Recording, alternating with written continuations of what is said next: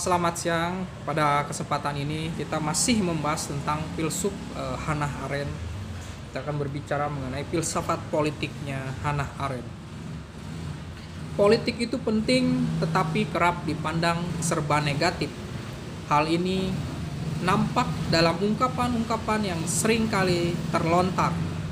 Politik itu kotor. Politik itu kejam. Tak ada sahabat abadi dalam politik. Power tend to corrupts. Politik tidak bisa membuat orang kenyang. Kerja para politikus itu bertengkar. Tentu kita juga masih ingat jargon rezim Orde Baru dengan pembangunan, mewujudkan masyarakat adil dan makmur berdasarkan Pancasila, Undang-Undang Dasar 1945. Jargon pembangunan ini disertai cemooh terhadap Orde Lama yang ia nilai terlalu mementingkan politik sehingga lupa membangun. Sementara itu, wacana politik dalam kajian ilmiah pada umumnya bercorak negara sentris atau pemerintah sentris. Kajian politik berkisar seputar pertanyaan bagaimana muncul negara, apa saja wewenangnya, bagaimana ia mengatur warganya, maupun bagaimana warga negara bersikap terhadap peraturan negara itu. Kajian itu juga selalu bertitik tolak pada pembedaan antara pemimpin dengan yang dipimpin, penguasa dengan yang dikuasai, pemerintah dengan masyarakat. Penguasa memaksakan kehendak dan pikirannya kepada pihak yang dikuasai dengan berbagai teknik dan legitimasi. Pemerintah mengeluarkan kebijakan dan masyarakat wajib menerima dan melaksanakannya. Dengan demikian, relasi dalam politik dipahami sebagai relasi dominasi. Tidaklah mengherankan jika pembicaraan tentang politik sering dihubungkan dengan perebutan kekuasaan, pertentangan, dan kekerasan di sana-sini. Tidak mengherankan pula banyak orang tidak mau terlibat dalam politik dan memilih untuk sekedar menjadi penonton saja. Di antara pandangan yang serba negatif tentang politik itu, serta kajian politik negara sentris penuh dan dominasi dan kekerasan, adakah tafsiran lain yang berbeda? Apakah politik memang seperti itu? Tidak ada tafsiran yang positif tentang politik. Dalam tulisan ini saya hendak menunjukkan sebuah tafsiran lain tentang tafsiran Hannah Arendt. Dengan gagasan politiknya, Arendt melawan pendapat umum yang memahami politik sebagai hubungan antara penguasa dan dikuasai, sebagai hubungan penguasa memaksakan kehendak dan pikirannya pada pihak yang dikuasai. Bagi dia, kategori dominasi, hubungan antara yang menguasai dan kuasai, pemerintah dan perintah berada di luar politik. Politik adalah hubungan setara antara individu-individu bebas dan saling berkomunikasi. Bagi dia, jadi yang disebut dengan politik itu adalah hubungan setara antara individu-individu bebas dan saling berkomunikasi. Dan hubungan antara yang menguasai dan dikuasai, pemerintah dan yang diperintah berada di luar politik. Saya memulai uraian di atas bertolak dari pembedaan Arendt tentang makna yang politik dan mana yang non-politik. Setelah pembedaan ini saya akan menguraikan politik sebagai komunikasi dan ruang publik sebagai ruang penampakan bagi orang-orang yang berkomunikasi. Bagian berikutnya adalah uraian tentang pengorganisasian ruang publik, perumusan konsep kekuasaan dan peranan institusi politik. Pada bagian terakhir saya mencoba memakai konsep politik Hannah Arendt untuk membaca komunitas politik yang bernama Indonesia. Sebelum masuk ke detail-detail konsep politik Hannah Arendt, baik kiranya lihat dulu garis besar pokok pemikirannya. Teori politik Hannah Arendt mengambil inspirasi dari pemahaman Yunani yang memandang politik sebagai sebuah teknik, menjadi bagian dari aktivitas seni, khususnya seni penampilan. Politik itu bagaikan sebuah pementasan drama. Politik merupakan seni penampilan di mana seseorang dalam kebersamaan dengan yang lain saling menampilkan diri, sehingga aku yang tampil dilihat oleh orang lain sebagai aku juga melihat orang lain tampil di hadapanku. Seperti drama, aktivitas politik itu tidak dapat ditampilkan sendiri, tetapi perlu ditampilkan dalam kebersamaan dengan pemain-pemain lain. Para pemain ini adalah orang-orang bebas yang memang ingin bersama-sama pentas. Yang dipentaskan dalam politik adalah tindakan dan kata-kata. Tempat pementasan drama ini adalah ruang publik yang membuat orang-orang ini mau bersama-sama berkumpul, dan pentas adalah kekuasaannya. Dengan kata lain, kekuasaan adalah solidaritas yang membuat orang mau berkumpul dan berkomunikasi. Berbeda dengan drama yang mempunyai skenario, pentas politik tidak memiliki skenario. Jalannya cerita dipentaskan tergantung pada tindakan masing-masing pemain, dan tindakan satu pemain mempengaruhi pemain yang lain. Untuk mengatasi kekacauan ini, maka dibuat undang-undang. Demi kelangsungan pementasan, perlu dibentuk institusi politik yang berperan sebagai panggung yang memungkinkan pementasan itu terus berlangsung. Mengapa pementasan itu perlu dijaga kelangsungannya? Karena pementasan itu dalam tindakan berkomunikasi itu adalah tindakan politik. Manusia merealisasikan potensi tertinggi dari hakikat manusia, berbicara dan bertindak. Yang bukan politik dan yang politik. Politik sebagai realisasi kebebasan. Penjelasan Hannah Arendt tentang aktivitas politik mengikuti Aristoteles didasarkan pada pembedaan ketat antara ruang privat, rumah tangga oikos, dan ruang publik polis. Lewat pembedaan ini, Arendt berpandangan bahwa kegiatan dalam organisasi politik tidak hanya berbeda tetapi bahkan berlawanan langsung dengan kegiatan dalam rumah tangga. Munculnya organisasi politik merupakan tanda orang menerima bahwa di samping kegiatan dalam ruang privat ada bentuk hidup kedua, yaitu bios politikos. Aristoteles menjelaskan bahwa keluarga merupakan sebuah perkumpulan niscaya demi pemenuhan kehidupan.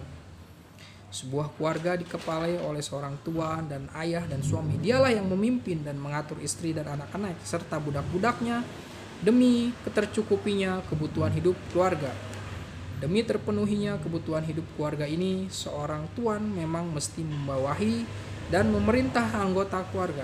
Menurut Aristoteles, dominasi tuan atas anggota keluarganya ini benarkan karena tuan mempunyai kodrat yang lebih tinggi dari budak. Laki-laki lebih mampu memerintah daripada perempuan. Orang tua lebih berpengalaman dari anak. Singkat kata, menurut Aristoteles, pengaturan keluarga itu didasarkan pada kategori dominasi antara tuan dan budak, laki-laki, perempuan, orang tua, dan anak. Yang satu memerintah sedang yang lain diperintah. Di lain pihak, Aristoteles berpendapat bahwa manusia menurut kodratnya adalah zon politikon, manusia yang hidup dalam polis. Kalau tujuan utama kehidupan bersama dalam keluarga adalah kebaikan, yaitu pemenuhan kebutuhan untuk hidup, tujuan keterlibatan dalam polis adalah kebaikan yang tertinggi. Dengan demikian, menurut Aristoteles ada dua aktivitas antar manusia yang dapat dibedakan, yaitu aktivitas dalam keluarga dan aktivitas dalam polis. Aktivitas dalam keluarga yang berada dalam lingkup keniscayaan adalah aktivitas non-politis. Perkumpulan dalam keluarga bukanlah perkumpulan orang-orang yang bebas. Orang-orang tidak bebas memilih untuk berkumpul dalam keluarga. Mereka berkumpul secara niscaya demi pemenuhan kebutuhan hidup. Dalam pandangan masyarakat Yunani kuno, kebebasan dimengerti sebagai bebas dari keharusan untuk memenuhi kebutuhan hidup dan kewajiban dari pihak lain. Aktivitas dalam negara selanjutnya disebut dengan aktivitas dalam ruang publik adalah aktivitas politis, merupakan aktivitas antara manusia bebas dan setara. Orang-orang yang terlibat dalam aktivitas ini adalah orang-orang yang bebas memang memilih untuk terlibat sebuah perkumpulan. Perbedaan ini perlu ditegaskan untuk menunjukkan keberbedaan tujuan aktivitas dalam polis dan aktivitas dalam keluarga. Setelah seluruh kebutuhan hidupnya terpenuhi dalam keluarga, orang Yunani ingin suatu ruang lain yang berbeda sama sekali dengan rumah tangga. Mereka tidak hanya ingin sekedar hidup, mereka ingin hidup yang baik, eudaimonia. Karena itu mereka bersama-sama membentuk negara polis. Tujuan aktivitas dalam polis adalah untuk mengaktualisasikan kebebasan yang tak pernah dapat teraktualisasikan di dalam keluarga. Di dalam polis tidak ada yang memerintah maupun yang diperintah. Semua orang setara. Kebebasan dan kesetaraan masing-masing individu. Inilah yang membuat hubungan yang memerintah dengan yang diperintah sama sekali tidak beralasan. Karena itu Aristoteles berpendapat bahwa pengaturan orang-orang yang bebas harus dibedakan dari pemerintahan dalam keluarga. Orang terdapat budak berbeda sama sekali dengan otoritas dalam orang-orang bebas satu sama lain yang setara. Menjadi politis, hidup dalam polis berarti bahwa segala sesuatunya diputuskan lewat kata-kata dan persuasi, dan tidak lewat pemaksaan dan kekerasan. Dalam pemahaman orang Yunani, memaksa orang dan kekerasan memerintah sebagai ganti membujuk merupakan cara-cara prapolitik dalam mengurus persoalan hidup di luar polis, di rumah tangga, dalam kehidupan keluarga, di mana pemerintah, kepala keluarga tak ada yang menandinginya. Dengan demikian, Arendt mempertegas pendapat Aristoteles bahwa kategori pemaksaan dan kekerasan juga didominasi sepenuhnya berada di luar polis dan menjadi kategori yang bukan politis. Pertanyaan kita sekarang adalah, menurut Hannah Arendt, apa itu aktivitas politik? Apa cirinya? Bagi politik sebagai komunikasi, bagi Arendt, sebagai Hannah Arendt, politik merupakan aktivitas orang yang bebas dan setara berkomunikasi. Karena itu aktivitas politis merupakan penolakan terhadap semua kategori penguasaan dan dominasi.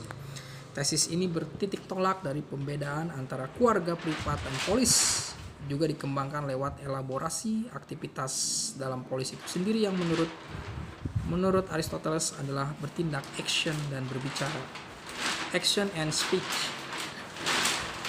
Hannah Arendt berpendapat bahwa bertindak dan berkata-kata merupakan aktivitas yang amat terkait satu sama lain.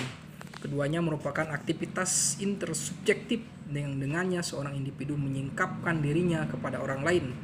Intersubjektivitas tindakan, dan ini juga berlaku untuk berbicara, tampak dalam tulisan Hannah Arendt.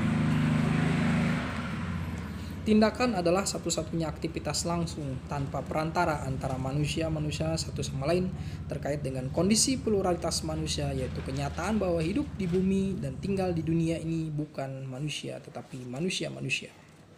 Dengan rumusan tersebut, Hannah Arendt menekankan bahwa aktivitas politik merupakan aktivitas antara manusia-manusia yang plural, masing-masing dengan keunikan dan kekhasannya. Lebih lanjut, Arendt berpendapat bahwa pluralitas merupakan kondisi, bukan hanya conditio sine qua non, tetapi conditio per quam dari seluruh kehidupan politik. Manusia tak dapat melakukan aktivitas politik seorang diri dalam isolasi, dan bahkan jika ada orang yang bersama-sama melakukan sebuah aktivitas belum dapat disebut aktivitas politik jika di sana tidak ada pluralitas.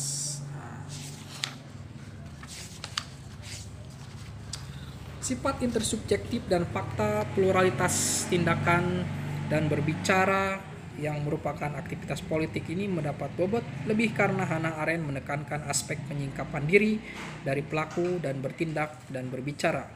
Lewat bertindak dan berkata-kata, seorang menyingkapkan siapa dirinya. Dengan demikian, tindakan juga amat terkait dengan tema identitas, yaitu keunikan dan kekhasan masing-masing individu.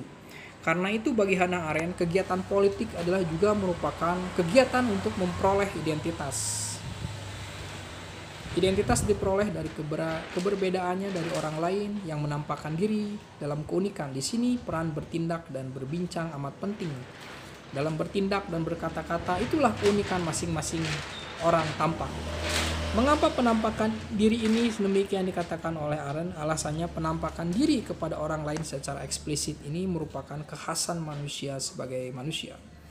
Manusia mengada tidak hanya mengada sebagaimana benda-benda ataupun makhluk hidup yang lain, karena manusia menampakkan dirinya secara eksplisit. Selain itu, penampakan diri kepada orang lain juga menjamin adanya pengalaman akan realitas. Pengalaman bahwa aku sungguh mengada dan mempunyai arti dalam perjuanganku dengan orang lain. Aku dapat menyadari bahwa diriku berarti dan berharga. Bagi manusia, realitas dunia dijamin oleh kehadiran orang lain. dalam penampilan dirinya kepada semua orang, karena apa yang menampakkan diri pada semua, inilah yang kita sebut sebagai ada. Secara sederhana dapat dikatakan bahwa menurut Hannah Arendt, politik sebagai penampilan diri kepada orang lain merupakan satu-satunya aktivitas yang menjadikan manusia sungguh menjadi manusia dan menjamin seseorang berada dalam pengalaman akan realitas dunia. Titik inilah yang menjadi alasan mengapa pandangan politik Hannah Arendt sering disebut sebagai eksistensialisme politis. Lewat pendalaman konsep bertindak dan berkata-kata sebagai penampakan ini, Hannah Arendt memperluas konsep polis dan politik sebagai ruang antara ruang penampakan. Kalau kita memakai metafor politik sebagai seni drama polis atau ruang publik, ibarat seperti panggung yang memungkinkan para pemain dapat pentas terus-menerus. Mendirikan polis atau membangun komunitas politis itu ibarat berkumpulnya orang-orang yang ingin bersama-sama merajut sebuah cerita. Lewat cerita ini, seorang tampil di polis dengan tindakan-tindakan yang besar dan penuh keberanian dan akan dikenang. Ia tetap hidup meskipun ia sudah mati. Karena itu, polis merupakan pengorganisasian ingatan. Lebih lanjut, Hannah Arendt menyatakan bahwa ruang penampakan ini selalu lebih dulu dan mengawali seluruh bentuk formal semua publik dan berbagai bentuk pemerintahan. Bentuk pemerintahan sekarang menjadi topik sentral dalam teori politik. Sebenarnya hanya variasi dari pengorganisasian ruang publik. Kita sekarang akan membahas ruang penampakan itu sendiri. Bagaimana munculnya ruang penampakan? Ruang penampakan muncul manakala orang-orang bersama bertindak dan berkata-kata. Karena itu ia mendahului segala konstitusi formal ruang publik dan berbagai bentuk pemerintahan yang merupakan salah satu pengorganisasian ruang publik. Kekhususan ruang penampakan ini adalah bahwa ia tidak tahan lama. Ia mengabdikan aktivitas yang dilakukannya. Bahkan ia hilang, tidak hanya bersamaan dengan hilangnya orang-orang, tapi juga bersamaan dengan hilangnya aktivitas itu sendiri. Saat orang berkumpul bersama, ada potensi munculnya ruang penampakan. Namun, potensi itu tidak pasti teraktualisasi. Dan kalaupun dia sempat teraktualisasi, tidak pasti teraktualisasi terus-menerus. Ruang penampakan amat mudah hilang. Ruang penampakan ada hanya saat ada aktivitas komunikasi. Ia akan hilang saat aktivitas komunikasi itu terhenti. Ruang penampakan ini tetap ada, tidak hilang, hanya jika ada kekuasaan.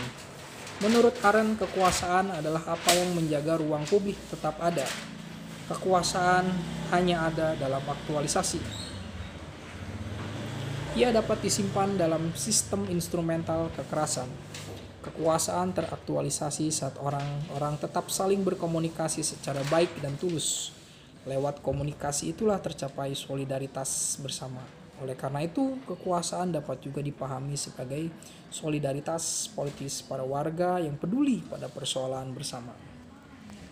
Satu-satunya faktor bagi dihasilkannya kekuasaan adalah hidup bersama orang-orang. Kekuasaan ada hanya jika orang-orang hidup dekat satu sama lain, sehingga potensialitas untuk berkomunikasi selalu ada. Karena itu pembentukan kota merupakan paradigma seluruh organisasi politik barat, merupakan syarat pertama bagi kekuasaan. Namun ada bersama hanyalah membuat ada potensi kekuasaan. Kekuasaan baru teraktualisasi saat orang-orang yang ada bersama itu sungguh berkomunikasi. Kekuasaan menjadi semakin besar saat komunikasi itu berjalan lancar. Sebaliknya, seseorang entah karena alasan apa mengisolasi diri dan tidak terlibat dalam hidup bersama, menghilangkan kuasa dan membuat menjadi impoten. Di sini kita dapat memasuki tesis utama Arendt tentang institusi politik. Bagi Arendt, institusi politik adalah manifestasi dan materialisasi kekuasaan yang muncul dari aktivitas komunikasi. Tujuan pembentukan institusi politik adalah untuk menjaga kebebasan politik warganya. Orang-orang Yunani melembagakan penampakan itu dalam bentuk institusi politik, polis. Dalam hal ini polis, perangkat institusi politik bertugas untuk tetap menjaga ruang penampakan itu. Di sini Hannah Arendt menarik pandangan normatif bahwa setiap institusi politik pada dasarnya merupakan pelembagaan ruang penampakan. Dan karena itu setiap institusi politik berkewajiban menjaga ruang penampakan. Karena ruang penampakan ini muncul saat orang-orang berkomunikasi. dan dapat dikatakan bahwa tugas institusi politik adalah memberikan fasilitas agar warganya dapat saling berkomunikasi dengan baik. Berhasil tidak sebuah institusi politik dalam menjaga ruang penampakan dan membuat warganya tetap saling berkomunikasi berkaitan langsung dengan legitimasi keberadaan institusi itu